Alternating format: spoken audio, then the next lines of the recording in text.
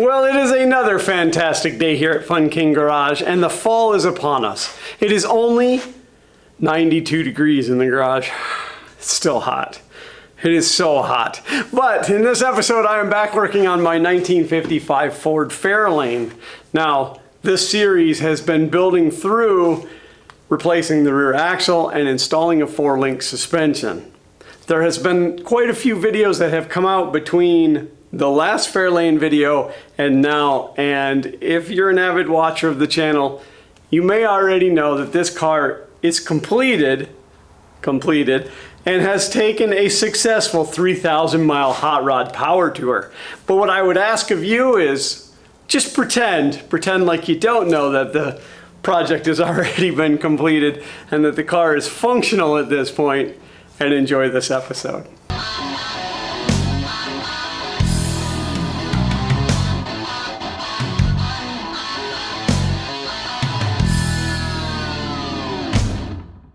Hopefully there's enough light under here for you to see. What I have done is cut 2 blocks of wood that are 1 1/4 inches thick, which is the same mounting thickness as the shocks, both the QA1s and the Ride Techs. And I cut them and drilled them to ride height. So whatever shock that I go with, because I'm still torn between the QA1 coilovers and the Ride Tech bag overs, this will allow me to pick where that cross member is going, and then I can go with either shock. So they're just kind of dummies. I'm not going to obviously put the weight of the car on that, though. It would probably hold fine. So I've done a little bit of work without you. Mainly because it was all repetitious stuff and stuff that you didn't really need to see. But I did get everything welded on the rear end. I put it back in for mock-up. I ran it through its full range of motion, and actually beyond. I went a little further up than it's going to go and a little further down than it's going to go. I'm not going to set the bump stops until I decide on what shocks I'm going with, so I can set the bump stops accordingly. But this is ride height. I got a little scared because I went to put the link bars back in and stuff wasn't lining up. It was off by like a 1/2 inch on the 2 triangulation bars, and I thought, no way did it warp that bad. And I took a bunch of measurements and everything is where it's supposed to be, and it just turned out that the axle wasn't sitting where it needed to be and stuff was out of alignment. So once I got everything set back, I haven't set pinion angle yet because that's not important. I mean, it's important, it's just not important now. And so everything is in, it ran through, didn't bind up, got my wood blocks, and now I can get this upper cross member set, figure out, because it's a little too narrow for the frame, so this way I can figure out what spacing needs to go on each side, whether it's 1/4, 3/16, 3/8, 2 feet, whatever. I will build something to attach that to the frame. Well, although it feels really late, it's really only 8:15 at night. I've gotten a lot done. This was a big thorn in my side. This is the cross member that hangs not only the top mount of the shocks, but also the sway bar, even though UPS lost it. I'm sure I'll get another one eventually. But it did not have these plates on the end. It was just a pipe, and it was about a 1/2 inch too short. So 1/4 inch plate at each end with a gusset, a little weld through primer on there. I did the weld through primer up on the frame. I'm going to get it back into position, make sure it's where I want it, make sure it's level, and then tack it in. And then once the axle's back out to actually build the rear end, then I will burn that in fully.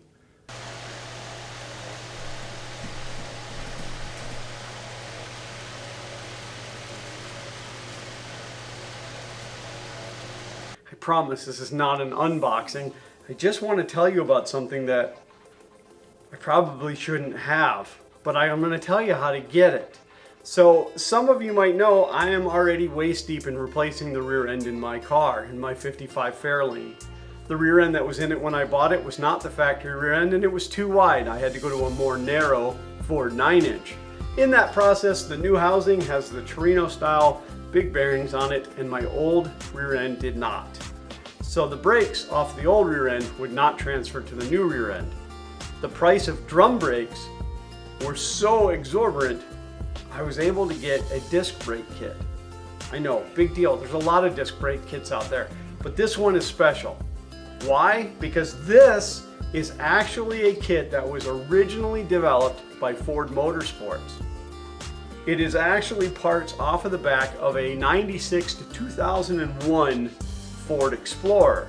But here's why I shouldn't have it. He stopped producing it. So I guess this kit came about way early on. Not even sure the date, but I know right around 2013, it kind of started to go extinct. Well, through some digging on the internet, I found out that Quick Performance, no sponsor, Quick Performance actually still carries this kit. It is the M2300G. Now, it's only $395, which is cheaper than most other disc brake kits. The catch is they charged me like $110 in shipping, but it still turned out to be cheaper than buying another brake kit. And these are factory parts. So you get a backing plate, the caliper mount, the parking brake, 2 rotors drilled to your specification. They give you a couple of options. 2 brand new calipers, which by the way come with the banjo bolts, so don't freak out if you go to buy this kit and then you're trying to find the right banjo bolt. Already there. Retaining plates, and the key piece is this little guy right here. So the original kit, this was a ring all the way around, and this ring had to be installed onto your axle shafts before the bearings were pressed in. And that made me a little worried because the axle shafts I bought already had the bearings pressed on, and I didn't want to have to take them off and then replace them or cut them off and buy new ones. However, Quick Performance actually has modified this kit and cut the ring no different than your retaining plate. And the purpose of this is because it needs to make up the difference for the regular backing plate for the brakes. So this actually pushes the bearing further into the housing. So this is a critical piece. So if you're looking for disc brake for your 9-inch Ford rear end with the Torino style bearing housings like these guys, and you want to be able to go into any auto parts store and buy new pads or new calipers or new rotors, here it is. This is the kit, and again, that's an M2300G, originally produced by Ford Motorsports, and I found it on quickperformance.com. Just hope that helps. It's time to put the rear end together. Finally. Oh, finally. But only temporarily. So what I need to do is the axle shafts that come from Speedway are cut to fit. And obviously you can order housings in different sizes. So I have 2 shafts that I have to cut. Now I know they make a tool that you put on here to mark your desired lengths and all of that, but that was like another $40 for something I'll probably never use again, or not for a really long time. So Speedway has a YouTube video out there that actually shows you how to put the third member in, slide the axle shafts in, measure them, mark them, and then get to cutting. So I'm actually going to go with that method. Now if you buy a third member from Speedway, it comes in this fancy safety racing casing that is yours to keep at no additional charge. What they don't do for you is send somebody to the house to put this 85-pound chunk into the front of your housing. Now again, I still have to clean all of this up, so I'm only going to put in 2 studs for right now to set this to be able to put the axle shafts in. Because of the package that I bought the housing with the 2 axles as a kit. It actually came with housing bolts.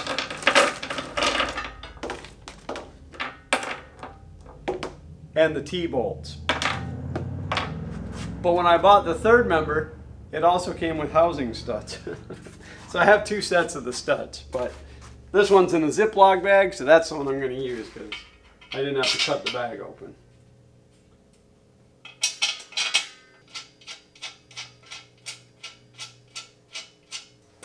So I don't know if I told this story, but when I set this up here today to start working on it, I had this horrific sinking feeling all of a sudden. I wasn't sure if I checked which side of this was top and which side of this was bottom. If I would have welded all those brackets on to the wrong side, that'd have been bad. But I quickly realized that I did check it, and the vent is on top, so.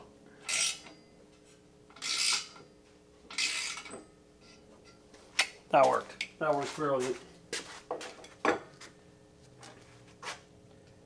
course, I have to do it, what, 8 more times? 2, 4, 6, 8, yeah. Not right now, though. Not right now.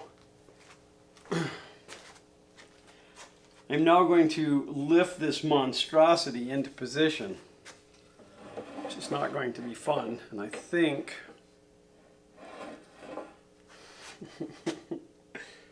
you know, I might flip this over and lower this onto this because this weighs a lot less. It's also not easy to get it out of this box.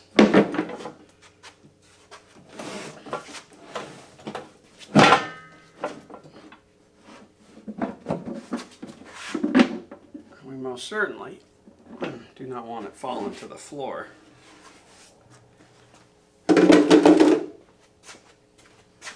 Now, it's absolutely crucial when you're doing this that you rinse the whole inside of this out with like brake cleaner, because there's lots of little particles, plastic particles from the shipping case. But for right now, I haven't cleaned out either side. Yeah, that's not gonna work.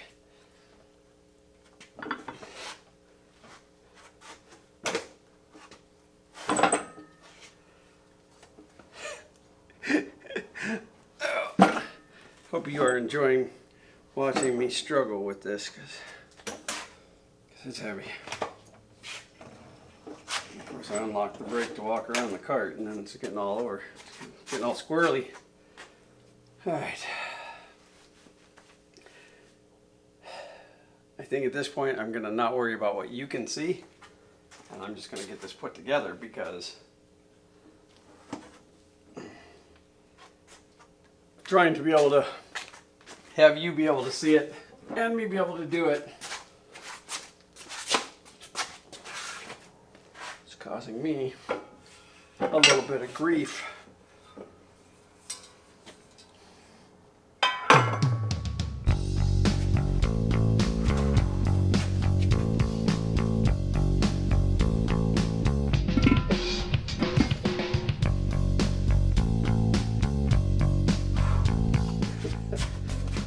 Stay with me, big boy.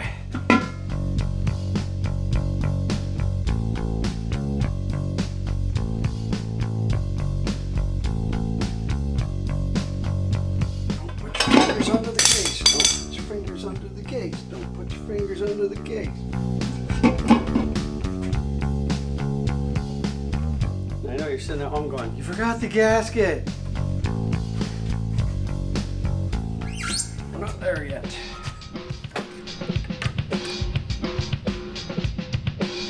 Don't put your fingers under the case. You haven't figured out, I'm not telling you, I'm telling me.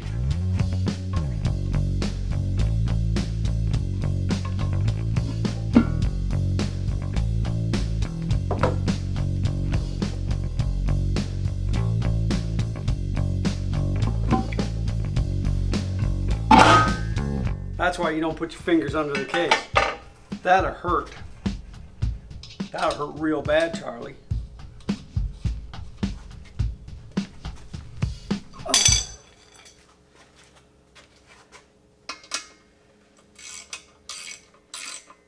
And listen, I really want to put it back up on them jack stands. But I also really want you to understand that that isn't going to happen. When I wore a younger man's clothes, I could probably do it. But today I don't believe that's going to happen. Not without bringing the engine crane over. This has got to be 50, 60 pounds. And then this is 80 something, 85 I think. So what I'm saying to you is I'm really out of shape now. Alright. The housing now contains the third member. I really want it back on them jack stands. I really think it isn't going to happen. Just trying to muscle it to the middle of the table. By the way, don't put your fingers under the case. It's very tempting to just like grab in there and, you know, adjust it, but even that inch drop or so, that 80 some odd pounds, that'll put a hurting on your digits.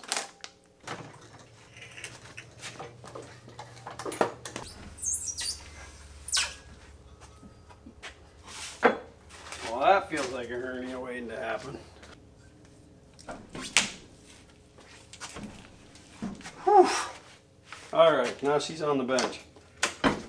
Not really where I wanted it. I would have rather still have been up on the jack stands, but I can bring you a little closer.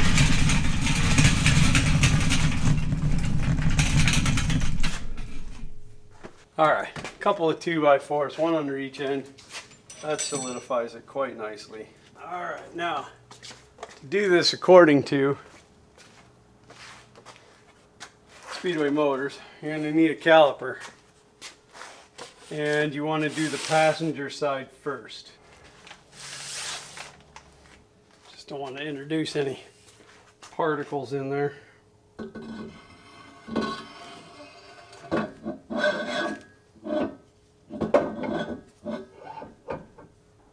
That's it, that's bottomed out right there. So now we take a measurement from this flange to this bearing surface, the seal surface right here. And that's how much we need to trim off of there, plus a smidge. And yes, that is a technical term, smidge. As I understand, it is not a critical measurement, because you need to have a little bit of leeway for expansion and contraction due to temperature. Coming in at 119 1/28, 15 16ths is the closest size. So that tells me that what I really want to cut off is an inch. That will leave me a 1/16 of an inch. Because right now it's pressed hard into the housing. So if I go to exactly 1 inch off of this axle, I think that makes me feel pretty good. I don't see anything wrong with that at all, as long as my cuts are very accurate. Obviously you don't want to enlarge it by a 1/16 of an inch and then be sloppy with your cuts. So we're going to say 1 inch. Yeah, I'm not sure what it was that I heard or read or whatever about the put the passenger side in first, something to do with you got to turn something or manipulate something. I don't know, maybe one of you guys can comment and let me know if you happen to know what that answer is.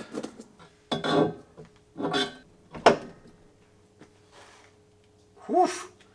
Short side is short. I got to cut an inch off of the passenger side. I got to cut a football field off the driver's side.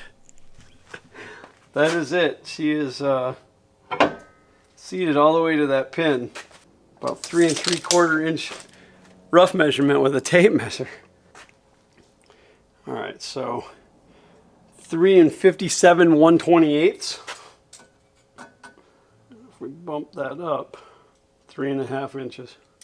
Hey, isn't that what I said with the tape measure? No, not really. Right there. That is fine. I will absolutely take that. Let's play the good news, bad news game. The good news is I know what I need to do. The bad news is I need to do it. The good news is I get to do it. The bad news is I have to do it here, which means this has to come off of this bench. Now we'll manipulate this monster off the bench.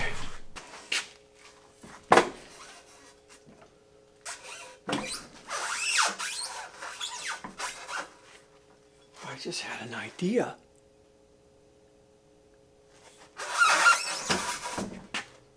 All right. One of you guys should have come up with this idea, and maybe you did, and you just didn't yell at your monitor loud enough.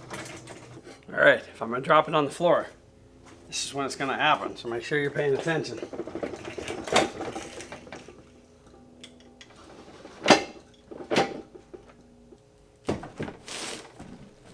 I didn't say it was a good idea. I just said it was an idea.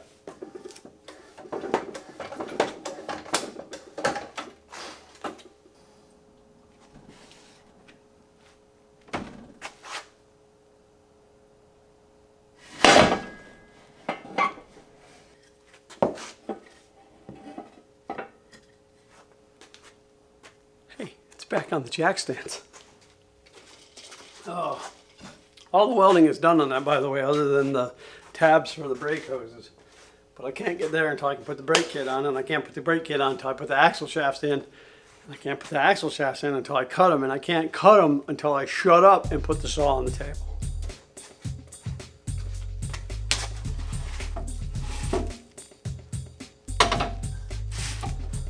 All right, so this guy is the P. And the P axle loses 1 inch.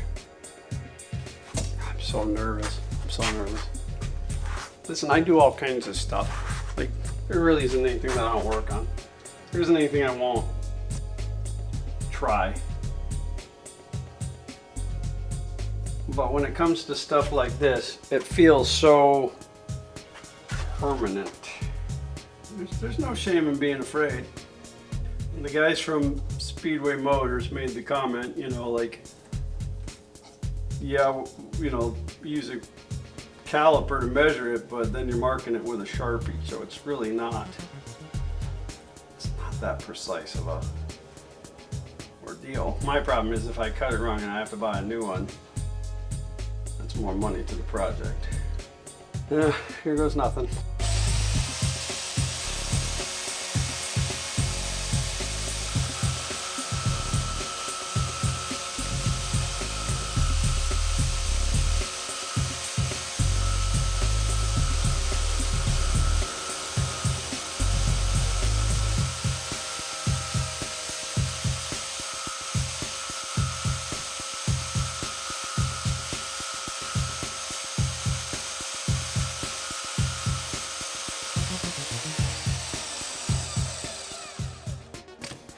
Don't ever let anybody tell you these things aren't hard.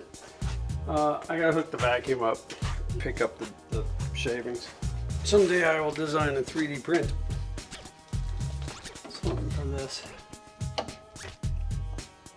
For catching of the crumbs.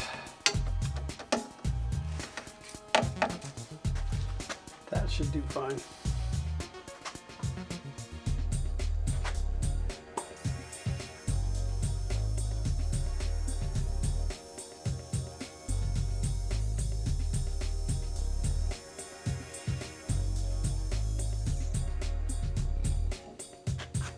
Take a long time. I'm starting to have second thoughts on this. Well, it would seem the bandsaw blade that I was using was entirely too fine for this. In fact, it was an 18 tooth per inch blade, and not only was the progress very slow, it ended up just eating that blade. So it was time to change to a different piece of equipment.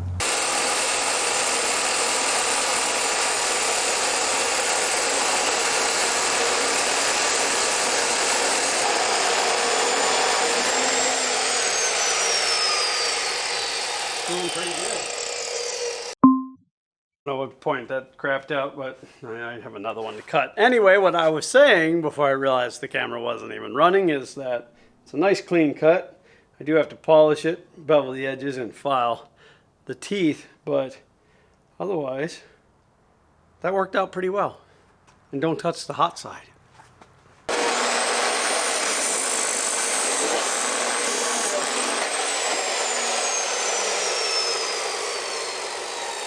Oh, let me just grab that and show it to you.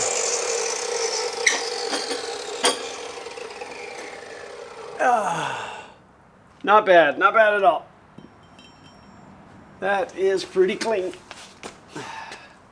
Now let's just hope it's right. Alright, so I took them over to the little belt sander and just kind of beveled that edge a little bit. Polished the end. Now using this file, just going to clean up the teeth a little. Only 31. Did I make it all the way around yet?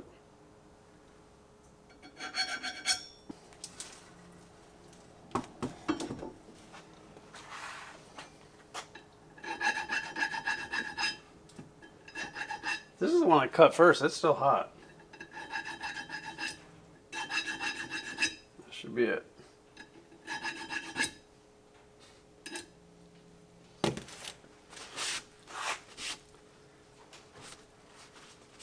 All right, I'm gonna hose those down and brush them off, and then we'll be able to slide them back into the axle and double check to make sure we did it right.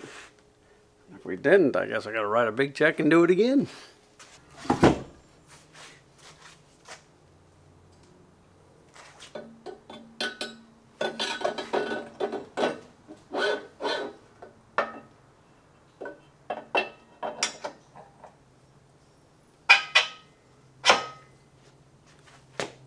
I did get to thinking about it though. If I did screw them up, I'd really only have to buy one, because I could cut the long one down to be the short one. Yeah. But apparently I didn't screw up the short one.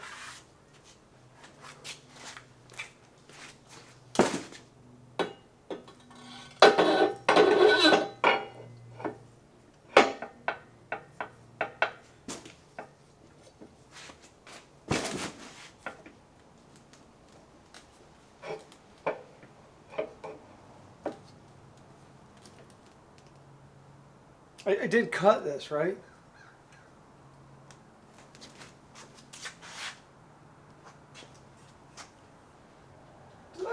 I did these backwards.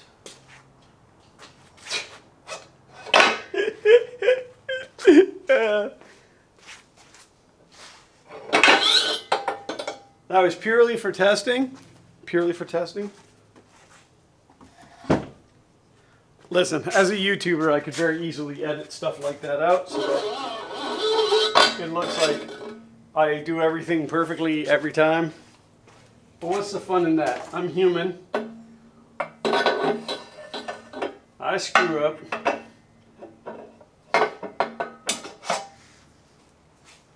I guess I just put the driver's side in first. So did I put them in backwards the first time? No, it's marked right. It's marked P.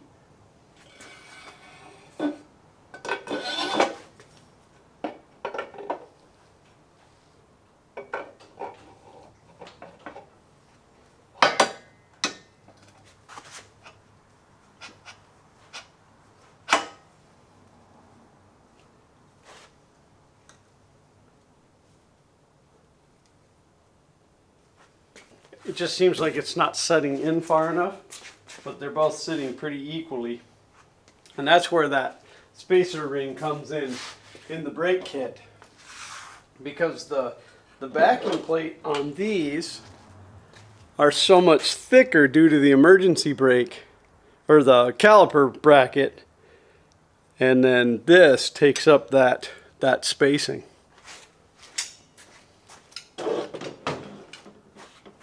That will slide over and go right in there. Well, that is monumental. I've waited a long time to do that. you figure this started as a, hey, let's buy a new rear end, weld a couple of saddles on it, get it back in the car. And then of course we had explosive leaf springs and now a 4-link, and our axle housing is finally put together. Now I still have to figure out which set of lug studs I want to use. I have to measure everything and make sure that I'm going to have enough studs sticking out, and yet not too much, because in the beginning I have to run a little bit of a spacer until the new wheels are available. And by available I mean when I can pay for them. The other thing I need to make a decision on is these axle shafts are drilled for 3 different bolt patterns. 4 on 4.5, 4 on 7 and 3, or no, sorry, 4 on 4 and 7. It's been a long day. These axle shafts are drilled for 3 patterns, 4 on 4.5, 4 on 4.75, and 5 on 5. Obviously, I only need one of those patterns, which is the 4 on 4.5. What they're not drilled for is access to the 4 bolts that hold the retainers and the backing plates on. Now, normally it's not a big deal. You come in from the side with a wrench. But, again, I'm running hardware that has the emergency brake, which means that I would have to disassemble all of this before I put my axle shafts in. And then you have the flange, and you can't get at anything, and then you have to be able to put all of this back on underneath. So you're reaching in and setting springs, and I don't know if you can see, but there's 2 springs and 1 spring, and it's a lot. I don't want to have to do that. So I am highly considering punching a hole through the middle of 2 of those spots where I don't need the lug holes. So I just have to determine which ones I do need, which should be the ones closest to the center. Determine the smallest hole I can do. I'm pretty sure those are 9/16 nuts, but I'll confirm that.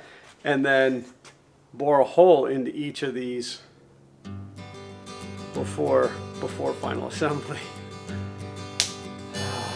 Decisions.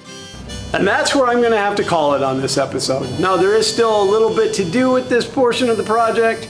Next up is going to be fitting that new brake disc kit to the rear.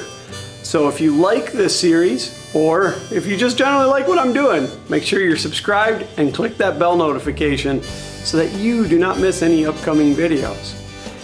Also, I love to hear from you guys. So if you have questions or comments, please feel free to use that comment section. Sometimes the conversations back and forth are a lot of fun. So I need to get back to work now. I have to make more videos for your viewing pleasure. So as always, thanks for watching.